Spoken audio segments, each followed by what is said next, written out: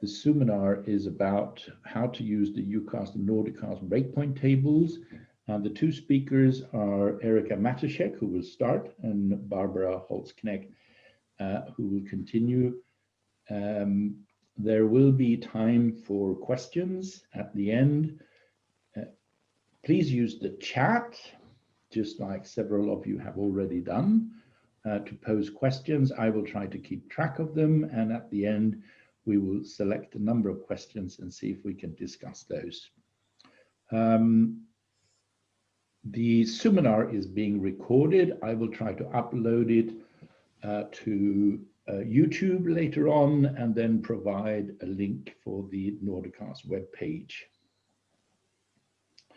If there is something extremely urgent, you can communicate with me on my mobile phone. You can see it at the bottom there, so write it on a piece of paper because it will disappear in a second.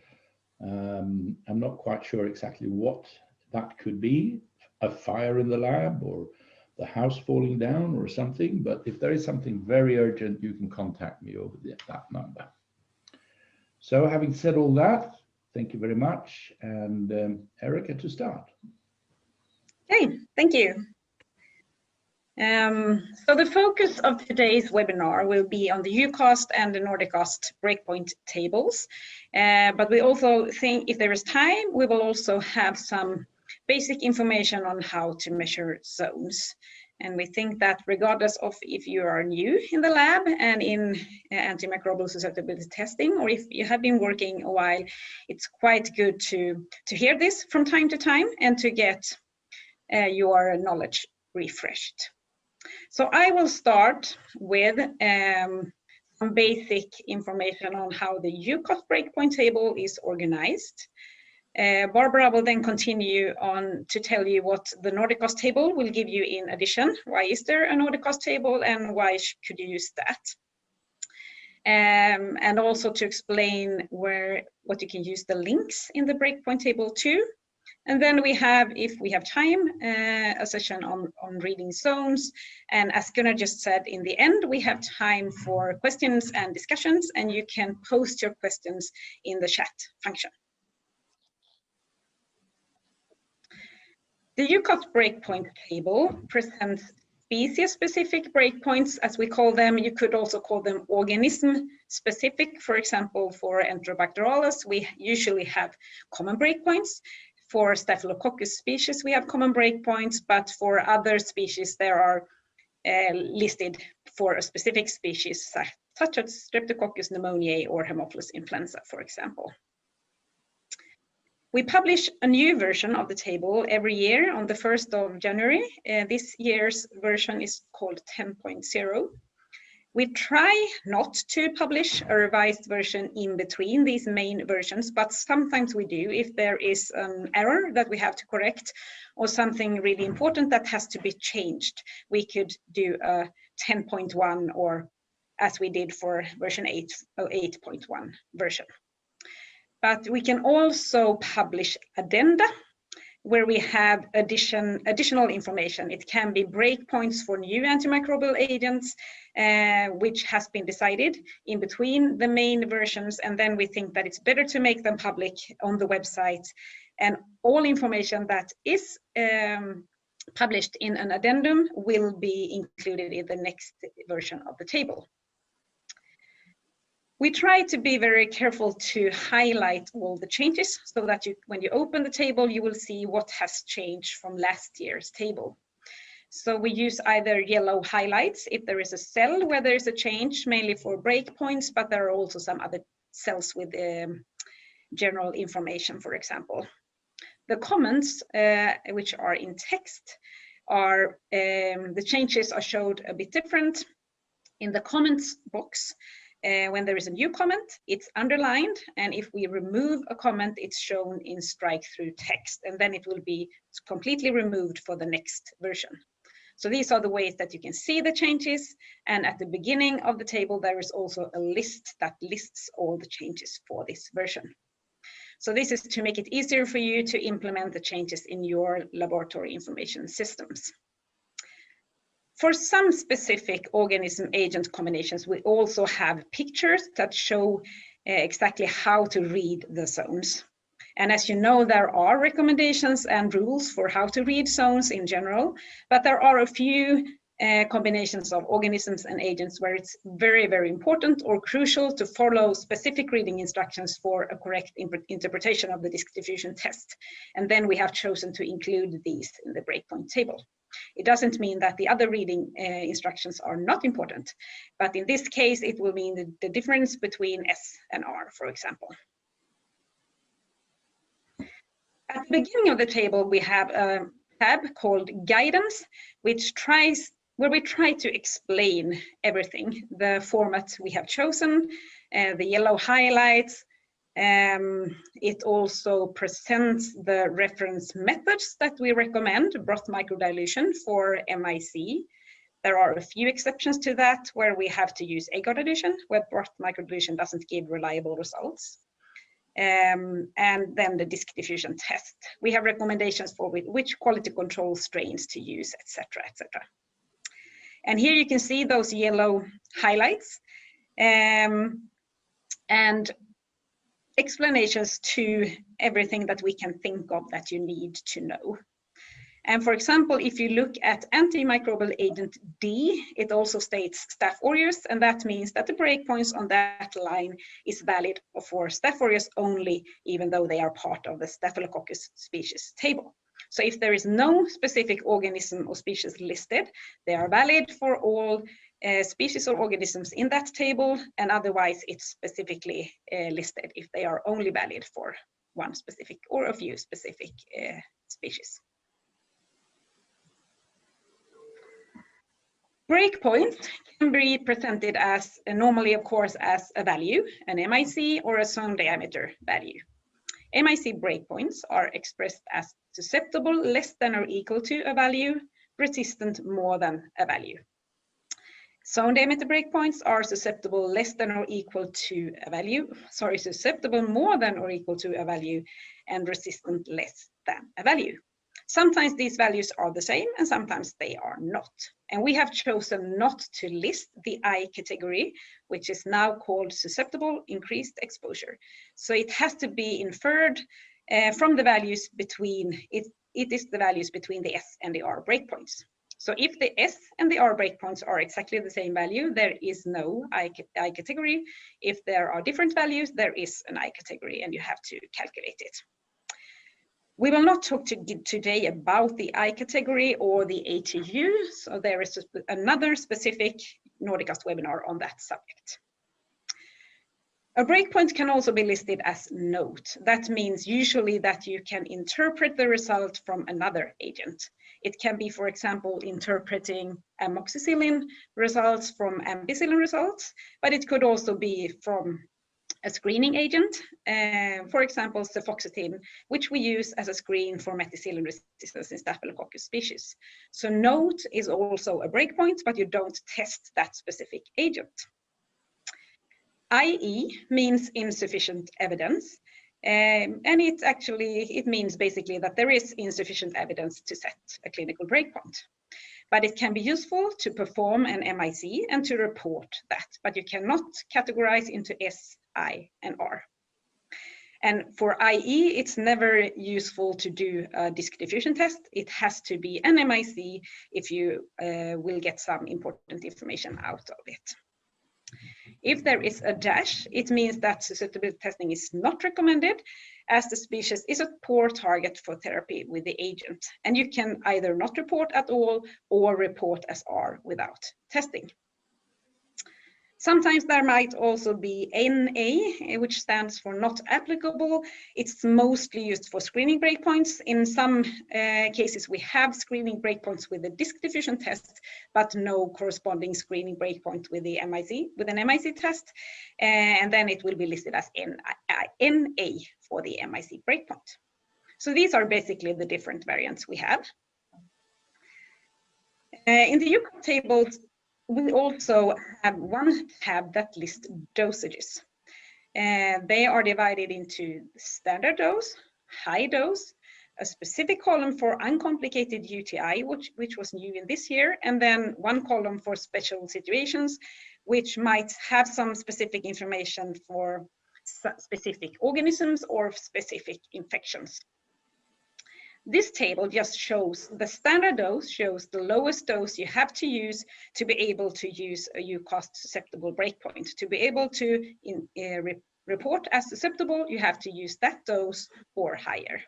The high dose is related to the resistant breakpoint, and as you can, and this is normally not something that we deal with in the lab that much, but in the communication, of course, with the treating physicians. But it's important to know that all EUCAST breakpoints are related to a dose. At the end of the table, we also have something called PKPD, or non-species related breakpoints. They can be used only when there are no species-specific breakpoints in the table. So they are listed as S and R breakpoint, and you can only use them with MICs. Again, there is no use to perform a disk diffusion test if there is no species-specific zone diameter breakpoint, because you can never say susceptible even though you have a big zone. You have to perform an MIC to be able to report anything. So if you have an MIC and it's less or equal to the PKPD susceptible breakpoint, you cannot call it susceptible, but you can send a report, a comment, which says that it can be used with caution. If your MIC is greater than the PKPD resistant breakpoint, you can advise against use. We also recommend that if you have an organism-agent combination for where there is no species-specific breakpoint, you should go into the EUCAST MIC database and see if you can categorize that isolate as wild type or non-wild type for the agent in question. And you can use that information together with the PKPD breakpoints when you report. So wild type isolates have no resistance mechanisms and no acquired resistance mechanisms, whereas non-wild type isolates have acquired resistance mechanism for that agent in question. And that is also very important information when you look at the PKPD breakpoint.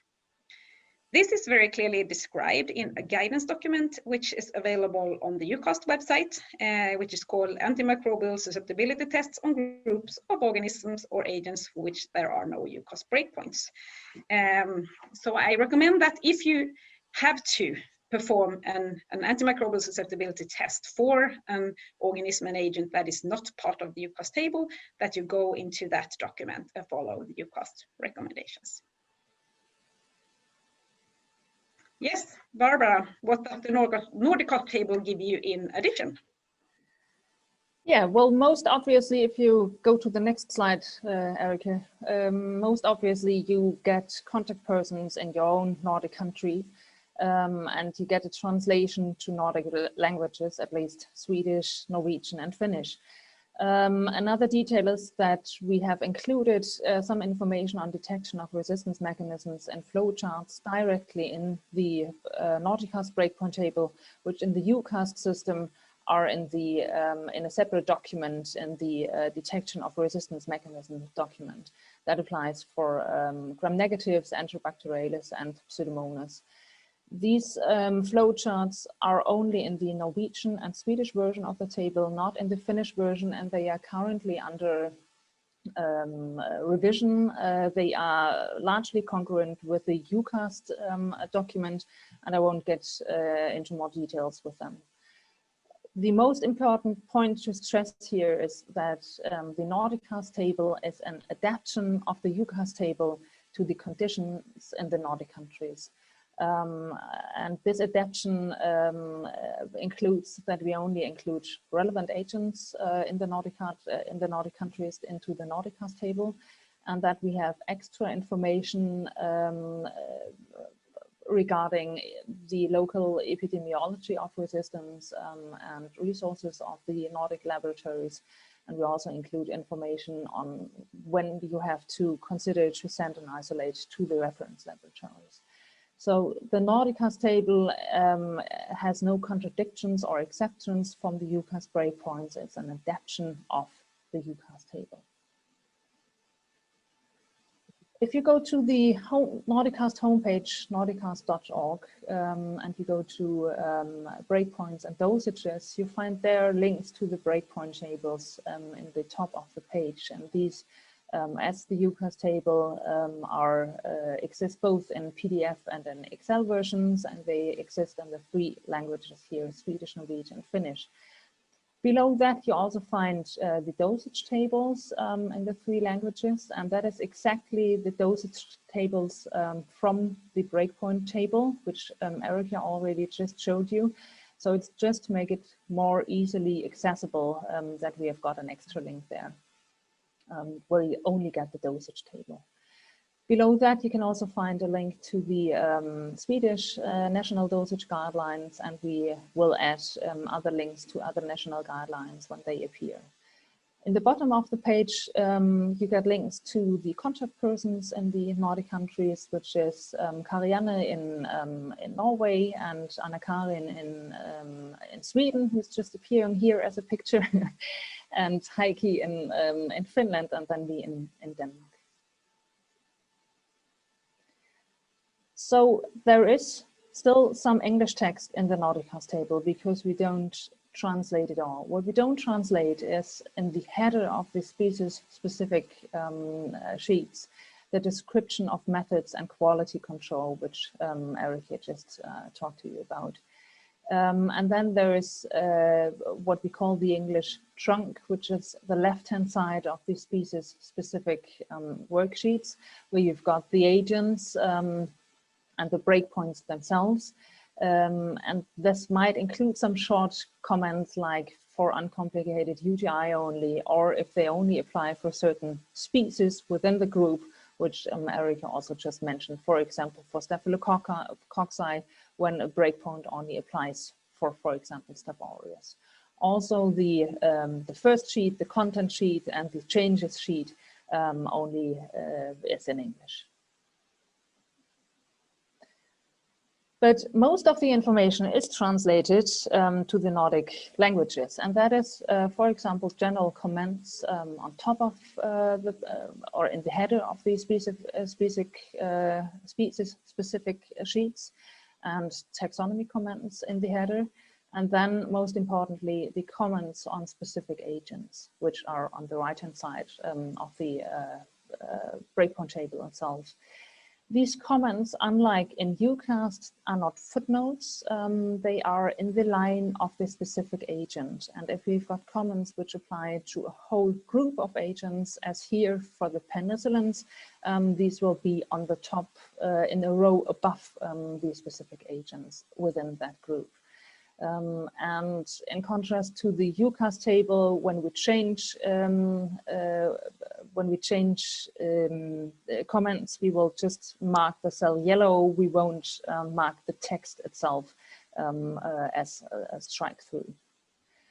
In addition to this here, also the guidance table and the dosage table are in the Nordic languages. One of the adaptations is that we don't include all agents from the EUCAST table, but only agents which we judge relevant in the Nordic countries. And that is, for example, that we have omitted several agents we think are not relevant in the Nordic countries, and that is piperacillin, ticagrelin, and with or without clavulanic acid, cefpodoxim, apart from when it's used for screening purposes, delafloxacin, eravacycline, nitroxylin, and doripenem. In addition to that, we don't exclude either agents which are marked with a dash, which again, Erica has already mentioned. A dash means that susceptibility testing is not recommended, as the species is a poor target for therapy with the agent. Isolates may be reported as R without prior testing. So that refers to intrinsic resistance, and we don't include these agents, these rows, in the Nordicast table. We don't include either screening agents, which is foxatin and nalidixic acid, when they are not relevant, so when they are marked NA in the EUCAST table. And we think that by omitting all these rows, the Nordicast table gets shorter and thereby easier to read. What we include, sorry, Erica, if you go one slide back, thank you. What we include is the EI, insufficient, IE, insufficient evidence. When we think that is relevant, we include these rows into the table. And now the next slide. Another adaptation is that we, in several occasions, have included text or information which is not in the EUCAST table, and that text will always be marked red. So it's easy for you to see which information in the Nordicast table is not found in the EUCAST table and is an adaptation. And that can be, for example, recommendations which are adapted to local epidemiology and resources. For example, here for enterococci, we have added a comment for glycopeptides saying that you should consider to do genotypic testing, PCR for BAN A and BAN B if you've got an invasive enterococcus isolate, and that is because we have seen outbreaks with vancomycin variable enterococci and low MIC BAN B enterococci. These red text comments, additions to the EUCAST table, can also include remarks regarding when to consider to send an isolate to the reference laboratory. And that is, for example, here a linezolid resistant enterococcus. However, you cannot expect that the Nordicast table gives you a detailed referral criteria list, but it will. But what we do is that we mark resistant mechanisms or resistant phenotypes that are under surveillance in the Nordic countries or are exceptional phenotypes.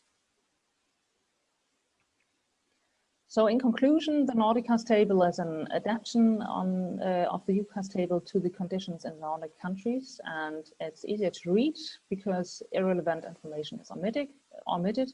But on the other hand, it contains extra information regarding local epidemiology and referral to reference laboratories. The Nordicast table is made by persons near to you, and we love to hear from you if you have any input, any questions, or if you get aware of anything you think could be a mistake. So let's then move to the next part about the links. Where do all the links lead to? In general, the links in the Nordicast table are the same links as in the EUCAST table, and they lead you to some extra information on the EUCAST homepage. And that can, for example, be guidance documents. Here you see on the left-hand side the content table, the first page of the Breakpoint table, and there you'll find some links to guidance documents, which are then on the EUCAST homepage. And guidance documents can be species specific, for example, regarding Stenotrophomonas meltophilia, or they can be agent specific, for example, a guidance document from EUCAST and CLSI on how to test for colistin. Another link on the first page, the content page of the Nordicast Breakpoint table, goes to the expert rules. Expert rules are interpretive rules, which you can also find on the EUCAST table, and they are usually built up with the if-then sentence. And if we take Erica's example from before, it could be if you test a Staph aureus for cefoxitin and it is resistant, then you can report it as resistant for all beta-lactams, with the small exception of well, so-called MRSA cephalosporins. These EUCAST expert rules have been revised in 2019, and now the format is that you go to the web to the homepage, and and there are direct links to species-specific expert rules, which are updated regularly. I can also add that the expert rules have been checked, so there are no contradictions between the expert rules and the Breakpoint table, but they will sometimes give you additional information. A lot of the expert rules are already implemented in the table, for example, as dashes or as recommendations on how you can infer susceptibility from one agent to another, as Barbara just explained. We also have links from certain antimicrobial agents, and that can be either in the dosage table or in the specific sheets. And these links will lead you to rational documents on the EUCAST page. Rational documents are documents which give you the rationale for the clinical breakpoints, and they include, amongst others, PKPD data, which you can see here for the example ceftazidime. Then we've got links from the breakpoints themselves, and they go to the database that Erika also has already mentioned, which you can also use in the context of if you want to test an agent, an isolate, which doesn't have species-specific breakpoints. This is a database which contains information, which contains MIC and zone diameter distributions and also ECOFs. And you have to do 2 clicks to get into the database, which then looks like the next slide, where you have to, in the top of the web page, choose if you want to see an MIC distribution or a diffusion distribution, and then you choose either an agent or a species or group of bacteria. And if you, for example, choose MIC and ceftazidime, like I did here, then you get this table of all MIC distributions for all species where we've got MIC distributions available. If you then click onto the species itself, which is on the most left column, then you get the pictures on the right-hand side of the slide, where you get the graphic distribution. And here you can see on the top the ceftazidime MIC wild-type distribution, the blue columns there for E. coli, and the distribution of ceftazidime MICs for Pseudomonas aeruginosa. And you can see that the MICs for wild-type Pseudomonas aeruginosa are several dilution steps higher than for E. coli, which is background why you have to use a higher dose of ceftazidime to treat a Pseudomonas infection than you need to treat an E. coli infection. We also have some links to Nordicast documents.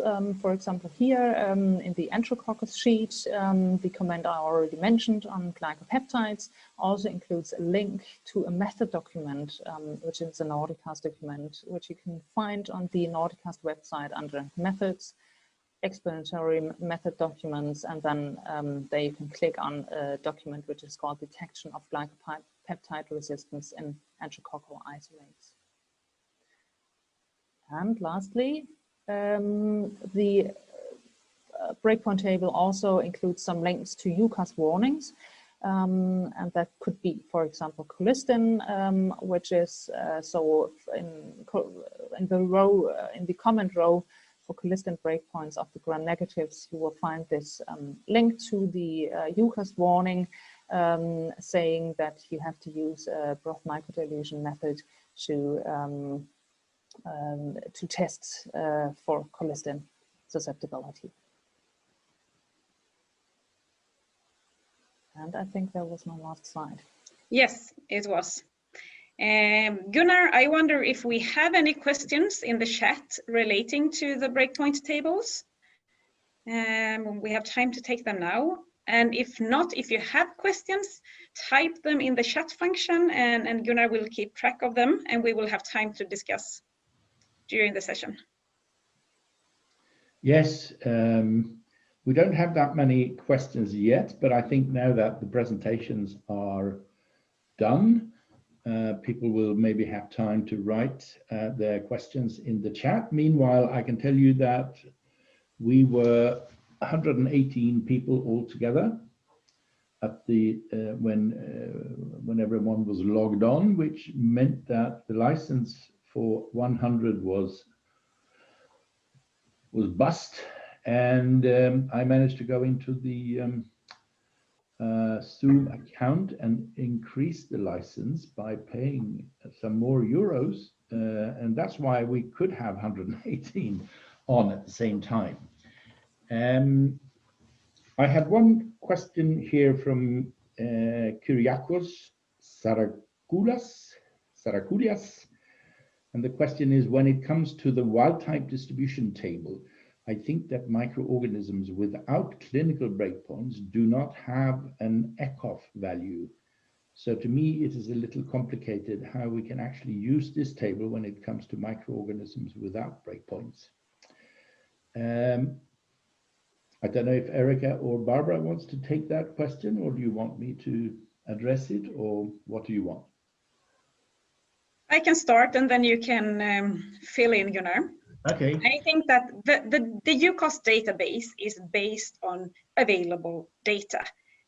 So we have data from our own projects, from different surveillance studies, data from publications, and we add them after having been checked for quality control and that they comply with what we expect for that organism species combination. So for more rare organisms, we usually have less data. So there are rules for when you can set an ECOF, which kind of data you need. You have to have data from different laboratories, and it has to be a certain number of data points or MICs to be able to set an ECOF. So we know that this system is not complete, and we don't have distributions for all organism agent combinations that we would like to. But also, if there is a distribution and there is no ECOF, you can still look at it. And if you're, for example, in this example for E. coli and ceftazidime, if we just assume that there was no ECOF for this combination, and you have an MIC of 0.12, which actually should be 0.125 in EUCAST terminology, then you can be quite sure that your isolate is within the normal distribution. So you can still use it to get some help to interpret your data. Gunnar, would you like to add something? Yes, maybe just to say that there is no immediate correlation between clinical breakpoints and ECOFs. They live different lives, if you like. So the wild-type distributions that we're now looking at, the blue bars, simply describe what a normal E. coli, in this case, against ceftazidime, will look like when there are no phenotypically expressed resistance mechanisms. So you cannot automatically say that something that belongs to a wild type is also treatable. But let's say you have 5 species that have breakpoints, and they all distribute like this E. coli, and there are clinical breakpoints for those 5 species. And then you find a 6th species for which there are no clinical breakpoints and which has exactly the same distribution. Then it's reasonable to assume that the 6th species X, is probably as sensitive from a clinical point of view as the 5 species that have clinical breakpoints and have the same MIC distributions. So the MIC distributions may be helpful to you even when there are no clinical breakpoints. Good to know what the ECOF is, good to know whether an isolate that you have from a patient probably contains or probably does not contain resistance mechanisms. All of that is useful information. And that's what the MIC distribution and zone diameter distribution database provides for you. And also in this guidance document is clearly described that if you have an organism that is similar to another organism, you have something that is similar to Haemophilus influenza, you have very rare streptococci, but you think then you can look at MIC distributions for Haemophilus influenza and get some information on that. If you have a rare streptococci, you can look at other streptococci. And as Gunnar said, if they all have very low MICs and your MIC fit with that, you still get some information, even though it's not exactly for that organism agent combination that you're looking for. Good. More questions, anyone?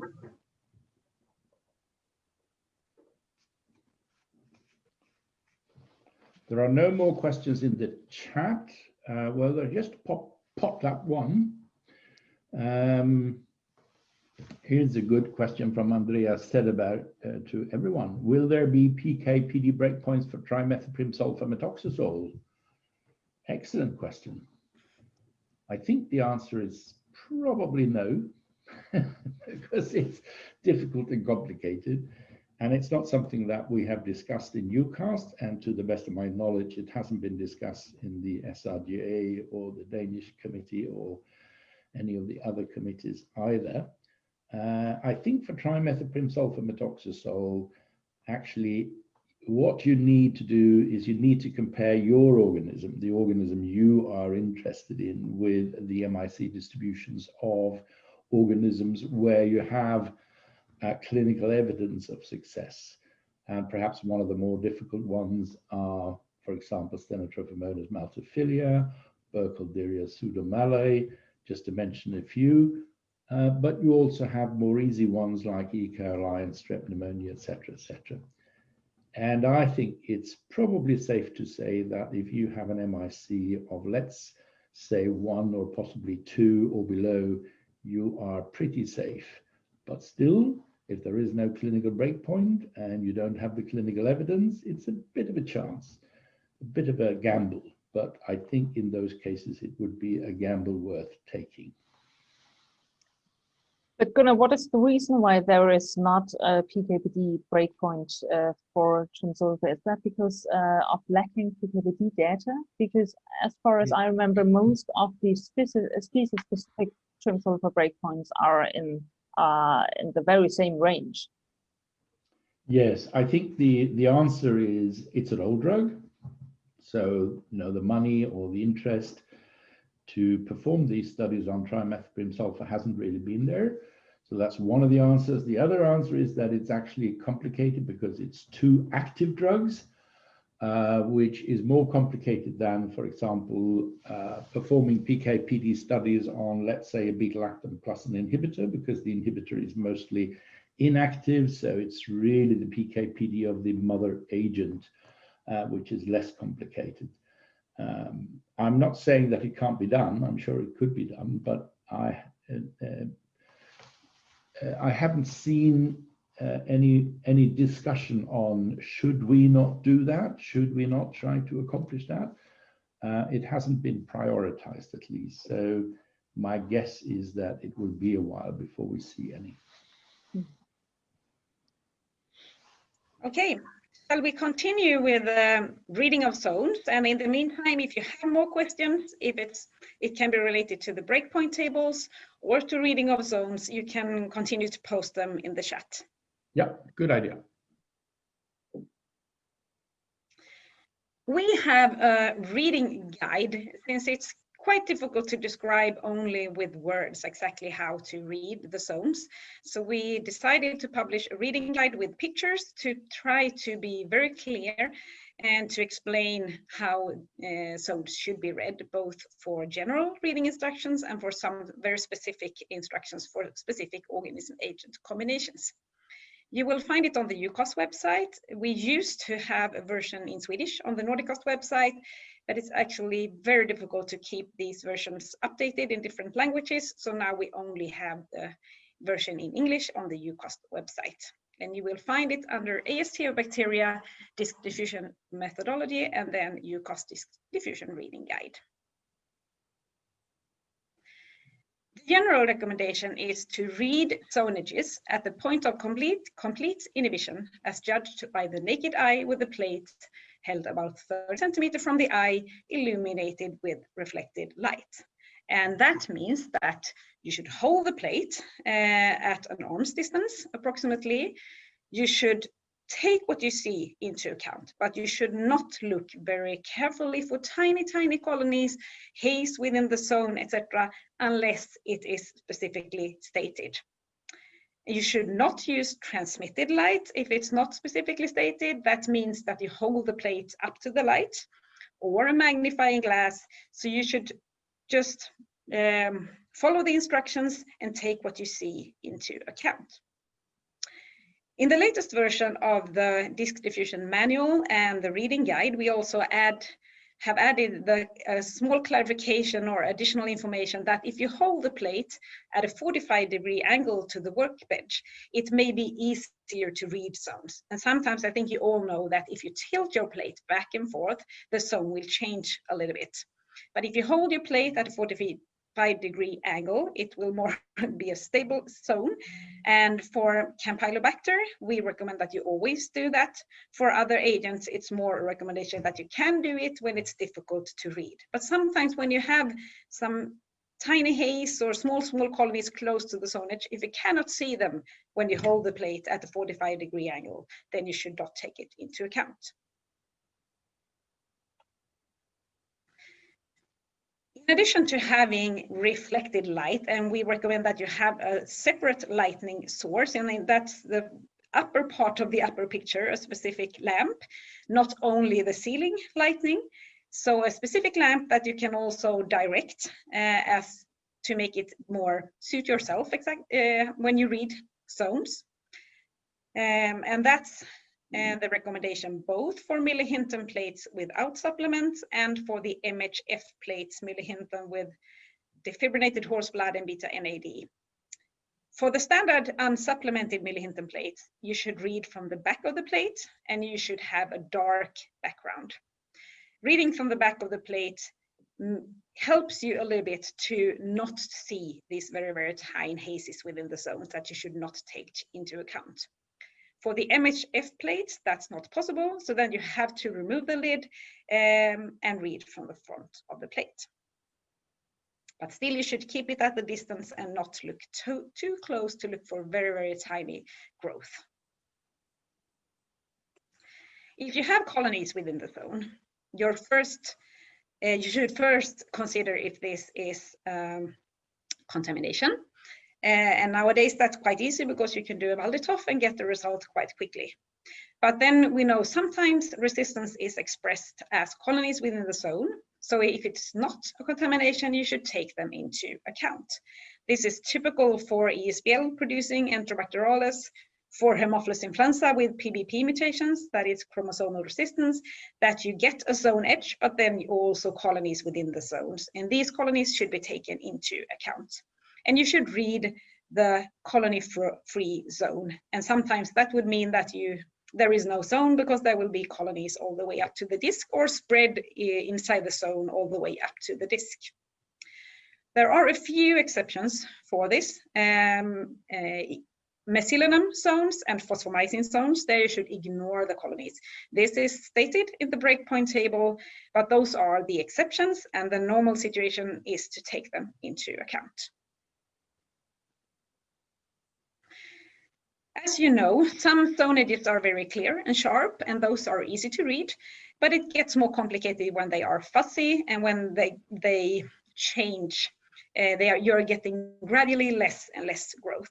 And then it's even more important that you hold the plate at about 30 centimeters from the eye and you don't look too close. So if you hold your plate against the dark background when you read an MH agar plate, you can get a picture of your zone. Where is your circular zone? And you will read that. You should not look for every pattern from the streaking of the plate.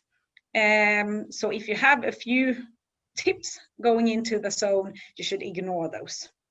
But I can also say that the more care you take when you streak your plates, the easier it will be to read them. And that is even more important when you have fuzzy zone edges. So there is a big difference if you streak your plates very carefully, if you have a light hand, if you don't have too much pressure into the agar, then it will be easier to read your zone the next day. They will be more circular and more sharp or sharper zone edges. On MHF agar, it is the same. You might have fuzzy zone edges, so sometimes like an inner zone of small colonies. This should be taken into account, but again, you should hold the plate at 30 centimeters from the eye and not look very, very closely and hold the plate up to the light. But we know, and we have more and more experience of this, that the presence of small colonies close to the zone edge might be related to excess humidity in the MHF media, and that drying your plates prior to inoculation might help with this.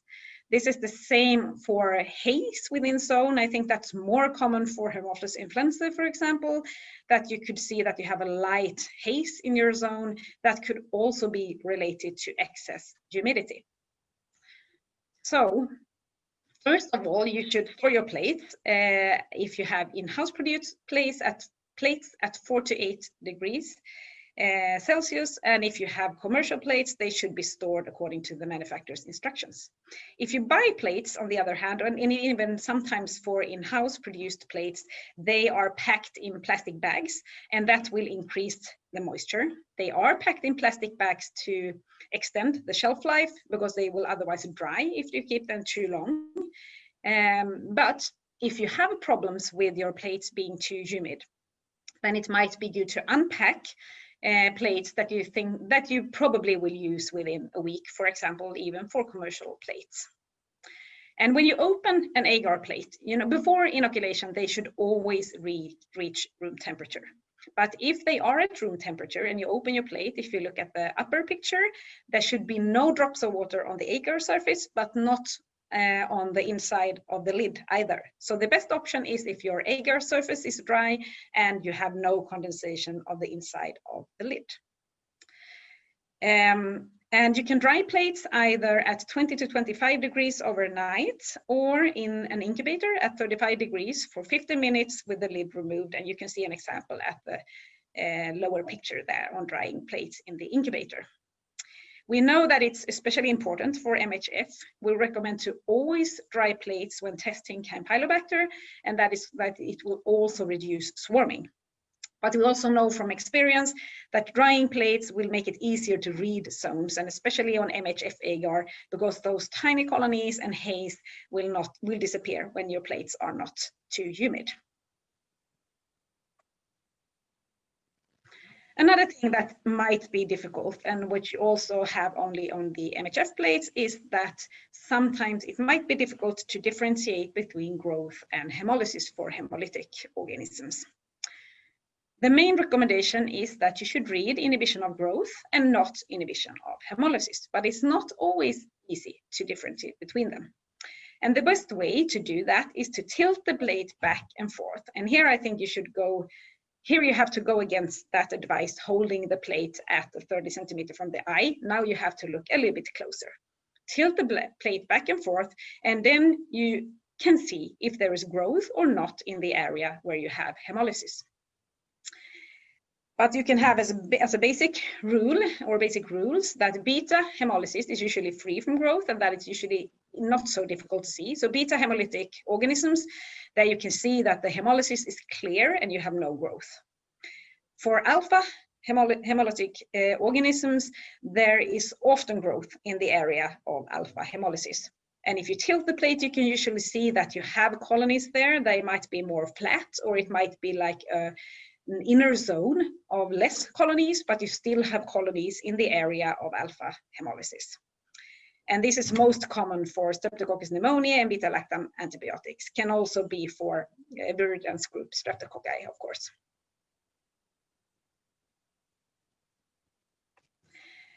Another phenomenon that can appear, and that is for Haemophilus influenzae and beta-lactam agents. And this is a new recommendation from last year, and it's added to the manual, the reading guide, but actually also to the Breakpoint table, since we know that Haemophilus influenzae is difficult to test and beta-lactam agents are difficult to read for Haemophilus influenzae.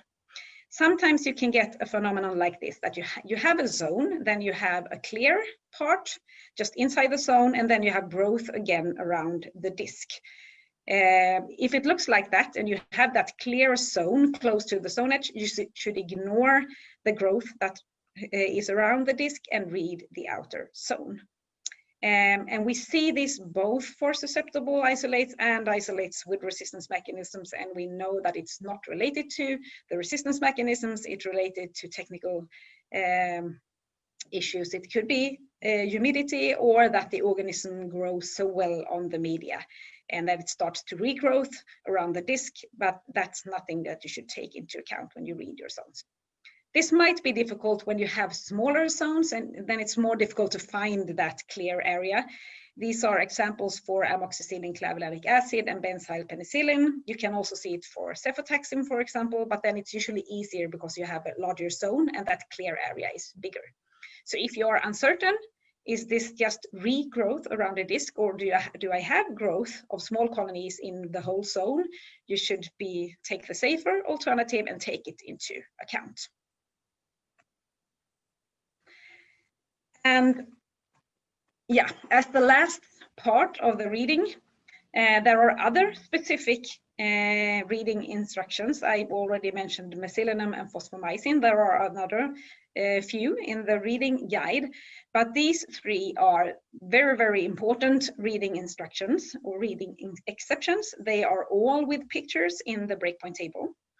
The first one is for Stenotrophomonas maltophilia and trimethoprim sulfamethoxazole. And I think you know that this is the only agent for which we have breakpoints for Stenotrophomonas maltophilia, but it's also difficult to test. It's not uncommon that you have growth within the zone. It might be light, a light haze, and it can also be quite substantial.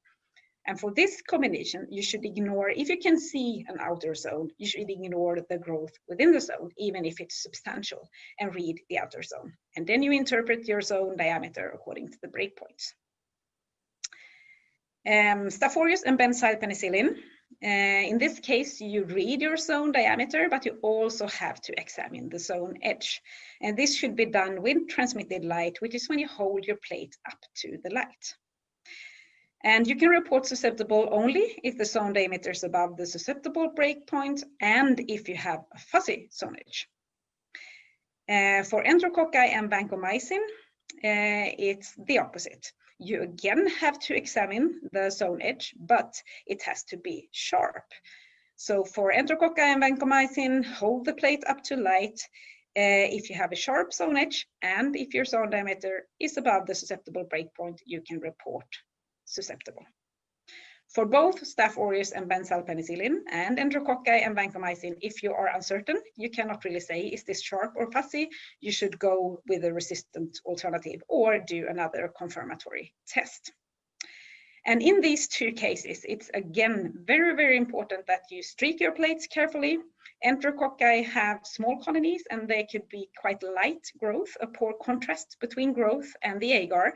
And it's even more important that you streak your plates carefully to be able to see this difference between fuzzy and sharp. And I would like to end this session just to encourage you to go into the EUCAST website and instruct videos from EUCAST in the left-hand side of the page. And there you will find a link to YouTube, where we have specific videos on all the different steps in performing disc diffusion testing, preparation of the inoculum, inoculation of agar plates, a third movie on application of discs and incubation, one specifically on reading of inhibition zone diameters, and then you can actually see how we hold the plates, the lightning, and things like that. There's also one video on guidance on the use of the breakpoint table, so it contains a lot of the things that Barbara and I have talked about today. And the two newest videos are on storage and handling of media and discs. There you can see the drying of the plates, and on quality control. How should you perform it, why, and how can you analyze your results? So I would encourage you, even if you have worked in a clinical lab for some time, to look at these videos and get the basic information on the disc diffusion test and things related to that. So now there is time for more questions. Thank you very much, Erica, and thank you, Barbara. And this is just an encouragement to all of you to send questions via the chat. We've had a few questions while Barbara and Erica were lecturing, and one was from Jürgen to everyone, and that's about the range of the wild types seem to be rather uniform. How much can be ascribed to biology and how much to technical issues? And I've actually written a reply to that question. And what I wrote is there is actually not a firm answer to that very good question. We are working on it. And if you ask us to take an informed guess, 40 to 60% is technical and the rest is biological, but the biological variation is not necessarily related to the antibiotic. It could very well be related to other biological metabolic processes, which will also vary between organisms and will affect the measured MIC. So the jury is out on this question, but roughly somewhere between 40 and 60% is technical, and the rest is biological of some sort. And there is a question from Agnieszka. I hesitate to pronounce your second name, Agnieszka Vrshalik. Will there be PK/PD breakpoints for chloramphenicol? And the answer is possibly, but not imminently. Or breakpoints for chloramphenicol for C. McGinley. And I think, again, you need to make a case for that and send the case to EUCAST for contemplation. It's not one of those that we have had requests for up till now. So if you can make a good case, please do. What is the mechanism for the formation of fuzzy or sharp sewn edges? Is from Kegu02. I don't know the name of Kegu, but would Erica or Barbara try that question? My answer would be that we don't really know. It's probably related to the diffusion of the antibiotic into the agar. I mean, it could be logical to think that if you have a bactericidal effect of an antibiotic agent, you should have a sharp zonage, but that's not the case because we have fuzzy zonages for fluoroquinolones, for example. So that doesn't really relate. I know that people have been looking into why is Staph aureus that produces benzyl penicillin, beta-lactamase producing a sharp zonage.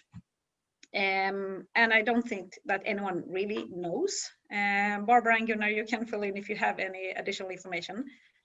No, I think it's just empiric knowledge, just experience from the lab, as far as I know. Yeah, I think there are explanations for some of those phenomena. So, for example, when it comes to the fuzzy and sharp zonage around a Staph aureus on benzyl penicillin, where the sharp zonage is indicative of a beta-lactamase and a fuzzy zonage is indicative of the lack of one, I think that can be explained. But for a lot of the others, the explanations are not obvious. And it can also differ. We do a lot of tests at the EUCAST development laboratory where we test on millihinton agar from different manufacturers in parallel. And yeah. Sometimes it looks really different on different millihinton agars. So it might have something to do with the agar content or other components of the agar that will affect how this specific combination is expressed on the agar plate. I'm sure that is very important and the reason behind much of these phenomena. Yes. There is a question from Gustav Backlund. Is there a recommendation on measuring sewn diameters by using the caliper from the inside and out or from the outside and in? This sounds like a question for Erica. Yeah. We have had this question many times before, and we would say no, there is no such recommendation. Some people choose to read from the inside out, and otherwise other people from outside in, or use the upper or lower part of the caliper. I can say that we definitely recommend a caliper over a ruler. Calipers are more exact than a ruler, but it's more your own choice how you do it. The most important thing is that you calibrate your reading to match the QC criteria for the QC strains. And this is something that we encourage labs. And when we have educations at our lab with participants from other clinical laboratories, that you should go home to your lab and to educate your colleagues or your staff on how to read zones, and then have some reading instructions to make sure that you all read zones in the same way, and actually to tell them that there is one correct way to read it, and that's how we should do it. But I don't think that if you read it from inside out or outside in, and which part of the caliper you use will make a difference. I think that's just a way of personal choice. Barbara, anything to add? No, nothing to add. I think I would like to add that it's important to not hold your calipers at the latest reading when you go to the next zone. So you sort of start from the beginning every time. Whether you read from outside in or inside out, I don't think really matters, as long as you have calibrated yourself. But I sometimes see that people sort of bring the previous zone to the next zone, and then you are sometimes fooled to read a zone diameter, which is not correct. And I think what Erica just said about practicing in the lab and making sure that everyone who works in the lab with reading zones can actually read a zone and get the same result, that's very important and not absolutely obvious. So that takes a bit of practicing and comparing the results with each other. I think this is I could just comment on that. We've just done that kind of exercise in our lab where we've got very many new technicians, and it was kind of an eye-opener for many. I think how important it is to calibrate your own reading versus a golden standard, and do that frequently. Yeah, totally agree. And some people will then discover that they always read 2 millimeters larger zones than everyone else, or 2 millimeters or 4 millimeters smaller zones than everyone else. So it's really good to compare with your workmates. I think this one is for Barbara. We test GBS for susceptibility for sulfamethisol to treat UTIs, but we often see growth around the disc, sometimes thin, but almost always there. Should we just read the visible zone when it is there, as with trimethoprim? The reason Thank you for that, Gunnar. because I have no idea. No, and that is actually we've just opened that sulfur box here in Denmark because sulfamethisol is a UTI agent which is used in Denmark, but which is less and less used, which is getting more and more downgraded in the antibiotic treatment guidelines. And as far as I know, actually I don't know whether the used breakpoints have been established, but we are actually working on getting evidence together where it comes from, what it and what kind of reading tests have been done. But we have definitely in our lab the experience that after we changed our Møller-Hinton provider 1 year ago, we see a lot more haze into this into sulfamethisol zones, and we at the moment read it like we read shrimp sulfur, ignoring haze in the zones. But that is definitely something where we lack a lot of evidence, and if it was not only used for uncomplicated UTIs, I think we should improve on it. In the EUCAST method, there is a general recommendation for trimethoprim and trimethoprim sulfamethoxazole zones, that if you have a clear outer zonage and then like a hazy or thin growth all the way up to the disc, you can ignore that growth and read the outer zone. But then you have to have a clear zonage. And sometimes you just have gradually decreasing growth, and it's not possible to find a zonage. In that case, you will have to take the growth into account. And as Barbara already said, this will differ on Møller-Hinton from different manufacturers.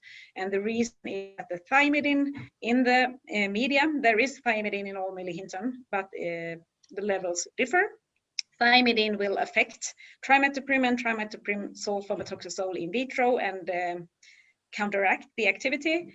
And if you have more thymidine, it might be more difficult to read your zones. And this is a reason why we recommend that if you buy Møller-Hinton agar powder and prepare your own plates, you should do a batch control just to reserve all everything you want to order, but you should ask for only like one container to be delivered to test that and to see if it's okay before you order more agar powder.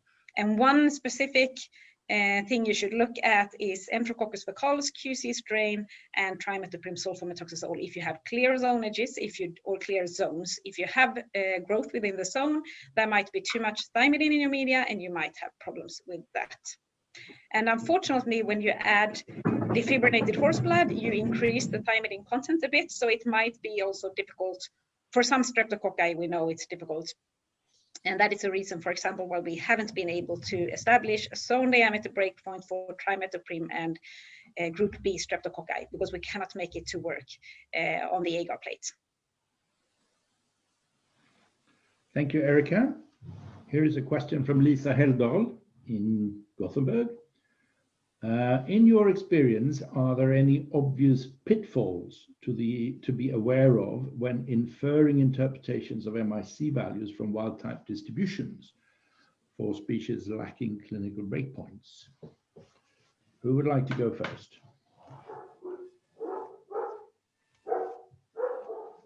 Your dog. Dogs, maybe. Yeah, my dog have lots of opinions about this. Yeah. I will spare you those. So. But Gunnar, can you please? I lost you a bit there when you read I'll the repeat question. the question. In your experience, are there any obvious pitfalls to be aware of when inferring interpretations of MIC values, assigning an SI and R, from wild-type distributions for species where there are no clinical breakpoints? So basically, you take your MIC value for your species X, you take it to the MIC distributions, you hope to get some information as to whether it's a wild type or non-wild type. And when does that go wrong? Can it go wrong? Yeah, that's a good question. And first of all, you should never report S, I, and R if there are no species-specific breakpoints. So even if there are PK/PD breakpoints, you can only say that it's likely that the treatment will be successful, or we would advise against use of this agent for this specific organism. And if you go to the MIC distributions, of course, if you have a very solid distribution, you can be more certain that your MIC falls into the wild type or non-wild type population. And the less data there is, and if there is no official ECOF, we have less data, and then the bars will be gray.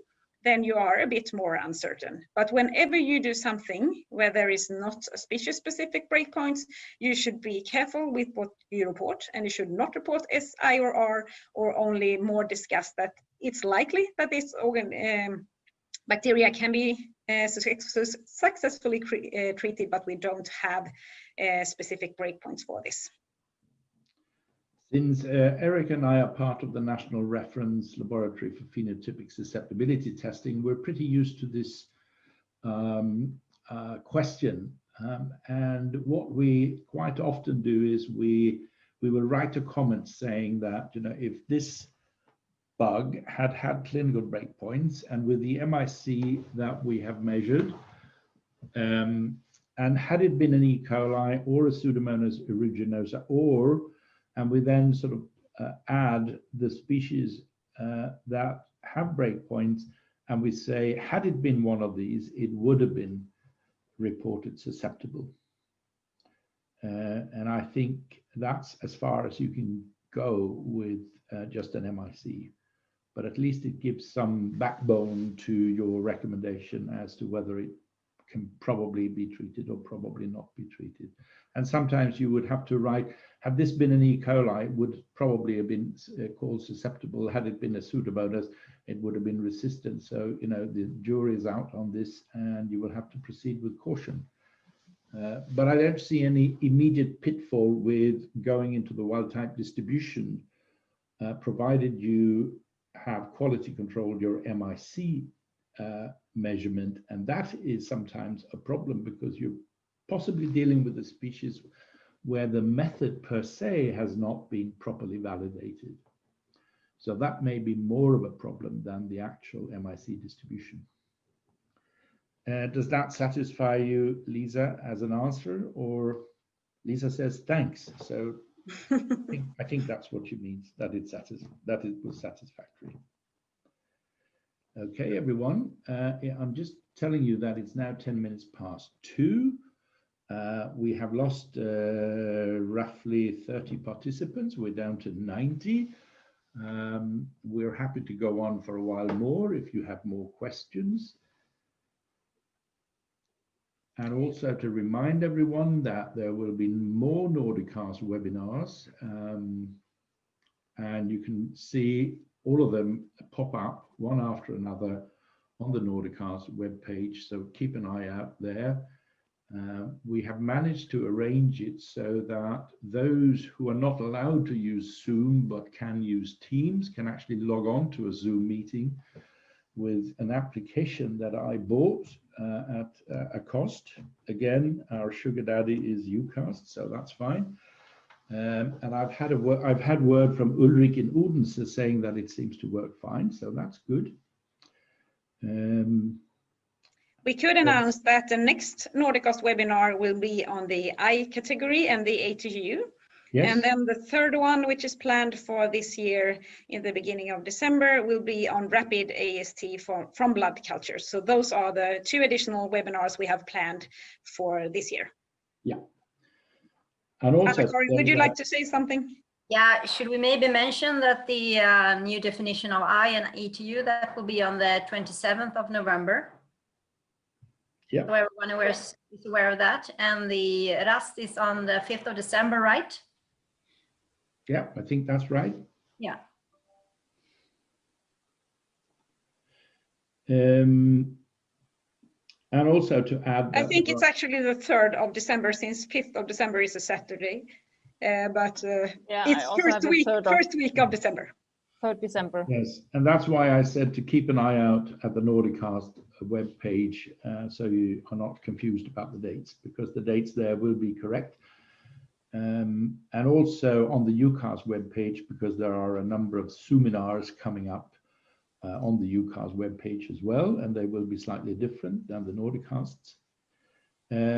From Naya's iPhone, are the distribution graphs available now? I keep getting an error when trying to access them. I don't get an error, so I'm not sure what happens, Naya. Try from a computer instead of from your iPhone and see if that makes a difference. And change to another web browser, if possible. Yes, try if it's related to the web browser. Good suggestion. And then I had a question from SVS to everyone. What was the name of that app regarding to Zoom? I think what you're thinking about was how to log on from a Teams setup. And actually the Teams logon information is on the Nordicast webpage on the invitation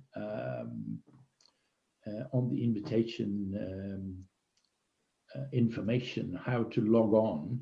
There is something called SIR further down the list, which is the link you need to use.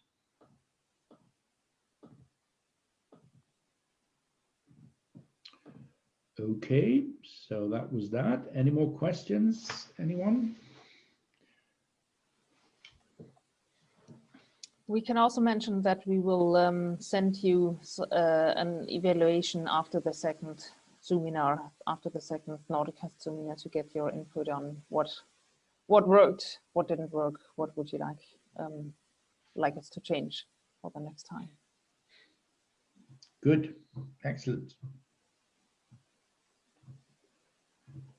I think if no one has any further questions and Eric and Barbara doesn't have anything to add, that we will now close the meeting. We will say goodbye to all of you, except I think to the Nordicast executive members, because I can see that Anna-Karin is on and Irene is on. And could you just stay 5 minutes online for a very brief debriefing, if you like? But I then encourage everyone else to leave the meeting and see you next time, and hope you enjoyed it. And thanks for joining. And thank you very much for joining. Thank you, Erica and Barbara, for excellent presentations. Thank you Thank all. you. Bye.